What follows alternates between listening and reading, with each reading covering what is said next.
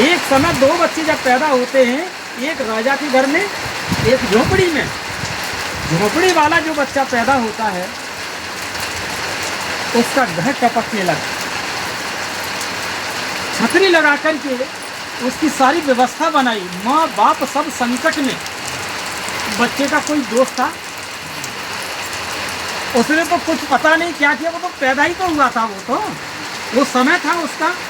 ये तो माँ समझती है कि उसका जन्म होना था।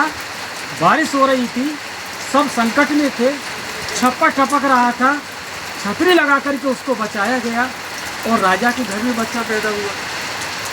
कोई प्रॉब्लम नहीं। दिन निकला, वो झोपड़ी वाले की चर्चा हो रही थी। कोई कह रहा था कि कैसी किस्मत लेके आया, पूरे गांव में क्या सबकी चर्चा का विषय बन गया। और राजा के घर पर लोग गाजे बाजे पहुंच रहे थे और झोपड़ी वाले के अंदर बाकी चर्चा कर रहे थे। खैर कहानी समय गुजर गया, बच्चे इतने बड़े हो गए। अचानक बाढ़ आ जाती है, गांव के गांव और शहर के शहर रह जाते हैं, उनमें वो भी बच्चे रह गए। बचाने वाला तो कोई और ही है। सुनामी आई थी, कितने मर गए थे, लेकिन एक बच्चा पेड़ पर लटक गया, वो बच गया वो, और मेरे मर गए। छोटा बच्चा पेड़ की डाली में उलझ गया और बच गया। तो बचाने वाला तो कोई और ही है। वो बच्चे वो भी पानी में बह गए। एक बच्चा किसी साहूकार को मिल गया और एक बच्चा जो मछलियां पकड़ रहे थे उन्हें मिल गया। मछली पकड़ने वाले को जो मिला वो राजा का बच्चा था, और जो साहूकार को मिला वो झोपड़ी वाला बच्चा था। और दोनों की किस्मत बच्चों ने न कोई बुरा किया किसी के साथ, न अच्छा किया। वो तो समझ भी ना पाए हम क्या हैं, और दोनों की किस्मत चेंज हो गई। जब ये बात भगवान के सामने रखी, ऐसा क्यों हुआ? इतनी समय का कष्ट उसको क्यों, इतनी समय का सुख उसको क्यों?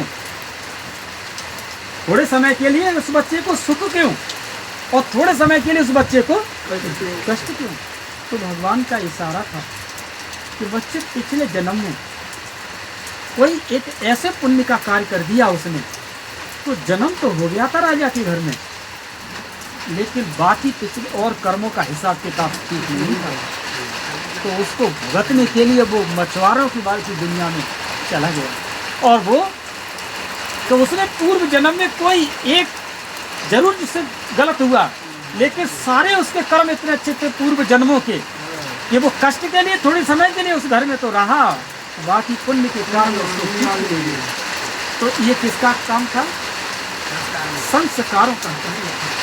तो ये संस्कार समझना है माताओं कि हम जो मन के अंदर विचार आता है, बुद्धि उसके ऊपर कार्य करती है, और जो तुम कर्म करते हो वो तुम्हारे क्या बनते हैं? आप प्रतिदिन रावण के संस्कार बना रहे हो या प्रतिदिन राम के संस्कार बना रहे हो? आईना आपके सदा साथ है। खेल क्लियर है। कान का मंत्र नहीं दूंगा, न कान का मंत्र है यहाँ, ये ज्ञान है। गुरुओं के पास जाते हो, भगवान लेने जाते हो, ज्ञान लेने जाते हो? गुरुओं के पास कहीं भगवान होते हैं? क्या होता है उनके पास? एक ज्ञान होता है, केवल एक। तो ज्ञान में आपको दे रहा हूँ यह बात का कि अब प्रतिदिन और प्रतिपल आप रावण के साथ आप सौदा कर रहे हैं या राम के साथ कर रहे हैं? जो तुम्हारी सौदा चल रही है वो तुम्हारे संस्कार चल रही है, वो तुम्हारी आत्मा के अंदर क्या हो रहा है? इकट्ठे हो रही है। वो आत्मा इकट्ठे कर रही है, और ये आत्मा जब शरीर छोड़ेगी, जो पहले बताया था, चिप को निकाल के दूसरे मोबाइल में